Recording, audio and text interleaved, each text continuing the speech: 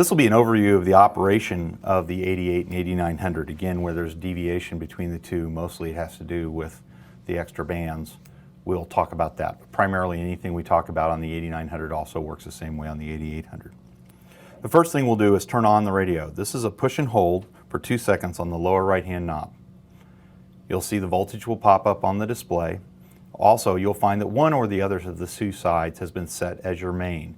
If you want to change sides on which one is the selected or the main side, again, you just simply push and release on one of the tuning knobs. Takes about a 1 second push. There we go. And then you can push it and move it back. Next thing you'll want to do is adjust the volume. So first is open the squelch with the ring behind the volume knob until it makes noise.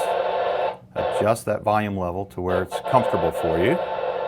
And then you can adjust the squelch by turning it clockwise until it stops making noise. From there, you can move it back until it's just above that threshold, about 1 click. Where you're going to set this is going to vary based on your location and the amount of RF noise that's in the area, so it just depends on where your situation is. The next thing you'll want to do is select a band. So you can do that by a long push and hold on the tuning knob. It's only going to be 2 choices, the 70 centimeter or the 440 band, as you see displayed now, and the 2 meter band, which is the other option. If you do this on the left-hand side, you'll go through a wide variety of frequencies that you can only listen to, but it has 4 frequency sets, bands that you can transmit on, which are going to be 6 meters, 10 meters, 2 meters, and the 70 centimeter or the 440 megahertz band. So once you've selected a band you want to be on, you're going to tune the frequency in. Now you can do it with the tuning knob by simply rotating it until you get to the frequency you want to be on. But if you want to be fairly far up the band from where you're starting, that's going to be very tedious.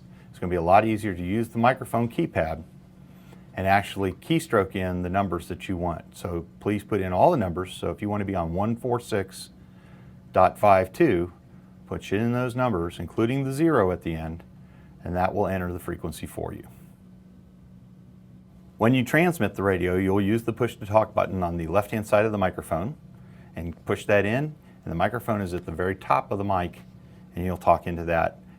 N0CJ testing. You'll notice that when that's keyed, the other side of the radio is muted so that you will not hear the audio from that side. Now we're going to demonstrate changing the power using the low key. Again, you're going to use the buttons on the side that you want the power changed on.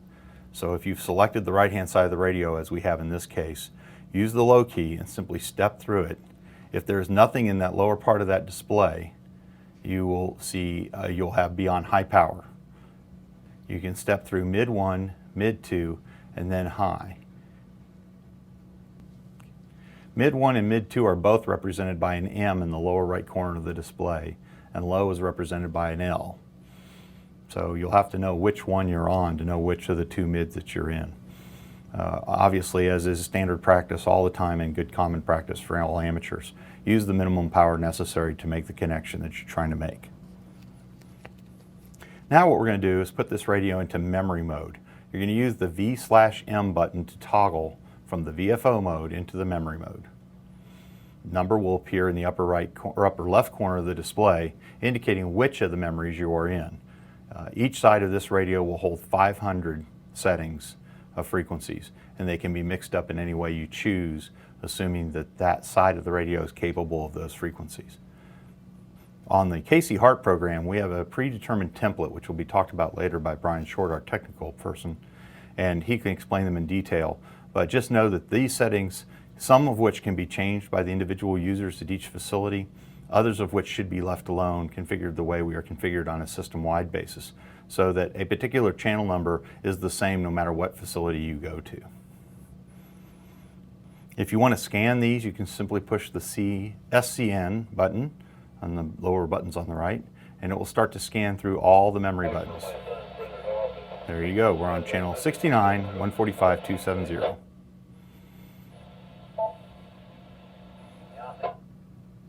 Push it again and it will stop scanning, but it'll leave you wherever it was scanned. Now, if you'd like to go to a particular channel number, you can do that using the microphone and simply inserting the numbers. If they're below 100, you're going to put a 0 in first and then enter the digits after that. And you go to channel 12 by pushing in 0, 1, 2. This gives you the very basics of how to operate these radios. They have a lot of capabilities. We highly recommend that you get the manual, read it, try things, but please, please put them back the way you found them. Part of the program methodology is to keep these radios configured all the same way so that any KC Heart volunteer can go to any facility and pretty much know exactly how these radios are programmed. So inside these log manuals that we've asked you to develop, you should find several different things. Everybody's going to make theirs a little unique, but some of the basic things that are probably really important is first a contact sheet. That should have information about people in the hospital and operators that you might want to call in. There should be an operations log. Every time somebody comes in, operates the equipment, probably ought to note who came in, what time, how long they were there, and if there were any abnormalities like a high SWR or reading or a radio that wasn't programmed correctly. That would fall into the radio configuration, so you could check there to see if that was done intentionally, some change that was made. We also have job descriptions that are available for you to use within the hospital. Make sure you coordinate with the hospital staff on what those job descriptions should say. There are templates for those out on our Yahoo group site.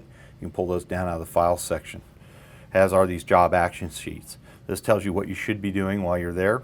Sometimes you're not going to do everything that's on that list, but you want to make sure that you've thought about it. So go ahead and check that off if you've gone, yes, that's something we should be doing, or no, it's not.